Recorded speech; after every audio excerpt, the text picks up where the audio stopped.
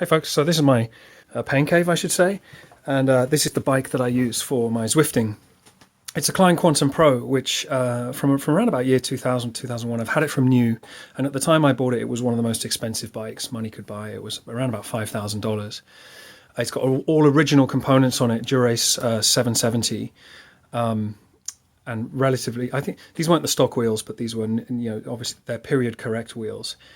And it gets kind of a rough time on my trainer here. It gets sweat on a lot and beat on a lot, and some of the components are starting to show kind of some more permanent markings from that. And I want to release it from its job. Obviously don't use the brakes. I really don't use the left lever that much.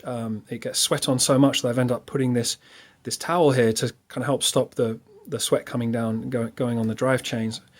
But also this bike has rear dropouts, so it's really hard to get on and off the trainer. And when you do, I've chipped the paint before, and this lovely paint that was being done before Specialized started doing it. This was the bike, right? This was, and I really want to just ride this outside again. The reason that this bike is on here and not one of my others is because my only aluminum bike, and therefore it's a little bit more resistant to sweat, and it's a stiff bike by definition. It's just a stiff frame.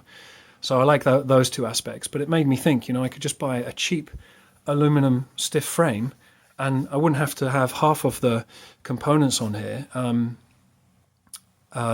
there were a few other things that I got thinking about with respect to a Zwift bike, which I've started to incorporate into my Zwift build. So let's go have a look at that.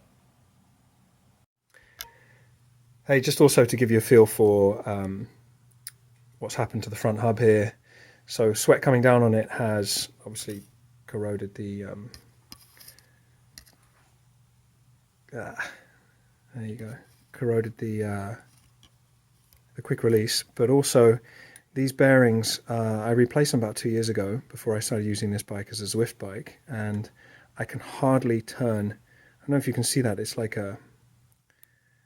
it's like a difference between a automatic Swiss movement and a quartz. I mean, it's like it's just so gritty inside. And this wheel hasn't been used, right? It hasn't been turned very much. And those are sealed bearings. Those are two RS2 sealed bearings. So, yeah, again, put a towel over your wheel. Here's what the sweat does to your crank arms.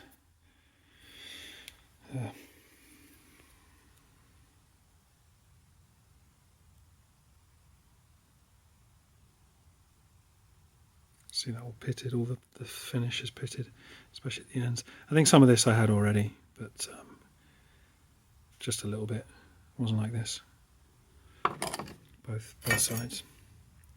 As for the front derailleur, finish on the band especially, totally gone.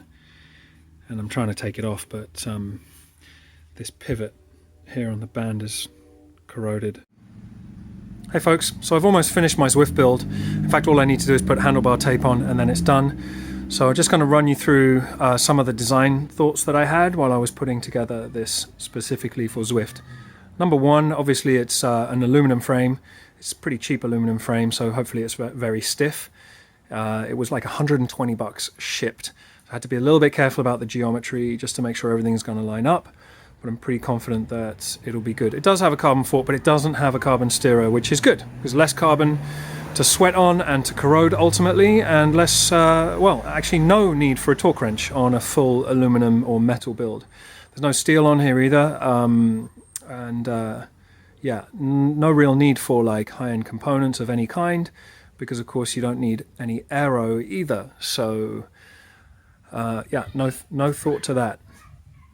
All right, so I'm just going to walk you through kind of front to back what I've done here.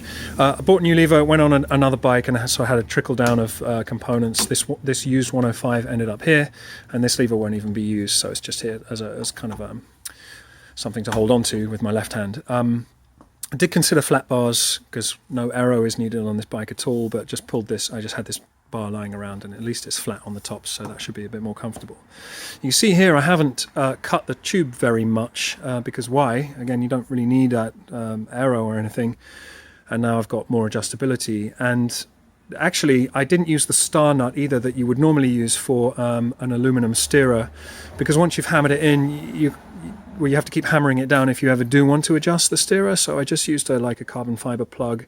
It doesn't grip as well against the metal, but again, none of this really matters as long as there's no movement in the setup. In theory, you don't even really need a headset on a bike like this because the handlebars will never turn.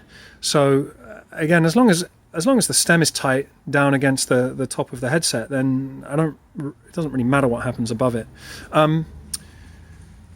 Because the handlebars will never turn, cable routing can be done a little bit differently. Usually what you would do is have a cable that comes out a bit more for some slack, so that when you turn, in this case, I guess right, then it wouldn't get too tight and against the bike or the pull on the handlebars. I don't need to do that because the bars will never turn, so I can just pretty much go straight down, have the best possible angle for this cable.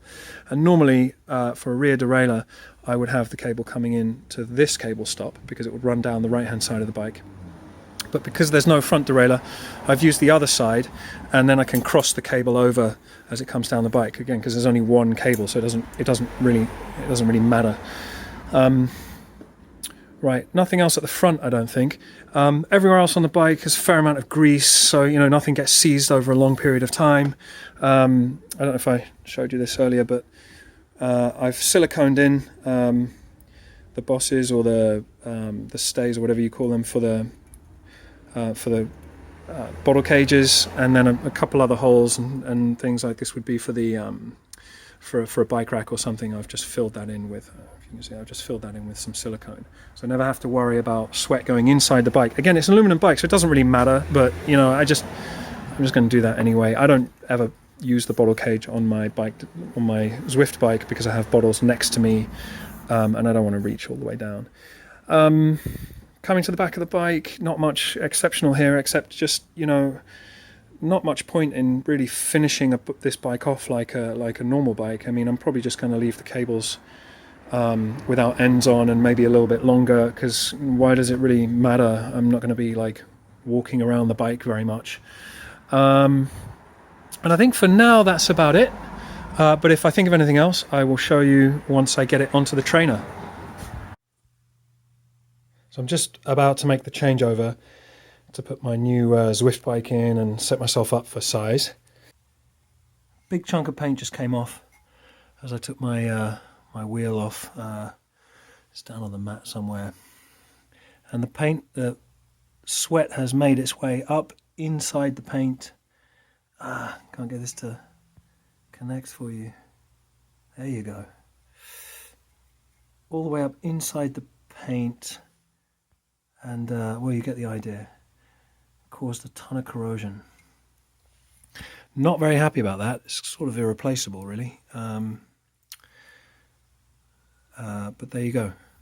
That's one reason why you should have a Zwift bike and not use your road bike as a Zwift bike. Damn it. Okay, folks, my Zwift bike is done. The only thing I think I'm probably missing from this bike, and you can see a little foreshadowing of it up here, is kind of sweat protection. I am thinking about it, and if I can't come up with any ingenious solution, then well, I'll just put a bottle cage back on here and do what I did on my previous bike with the towel that wraps around. All right, that's it. Not too complex. So long story short, and I know the lighting is bad, but I just had to add this one last piece. With no front derailleur, I had some issues with the chain coming off. Specifically that in the small ring at the back, the chain would slap a little bit and hit the end of my crank arm, and I would lift the chain up in a sprint and almost fall off my bike. So after a few of those, I bought this chain guide, and everything is fine. And that finishes my Zwift bike.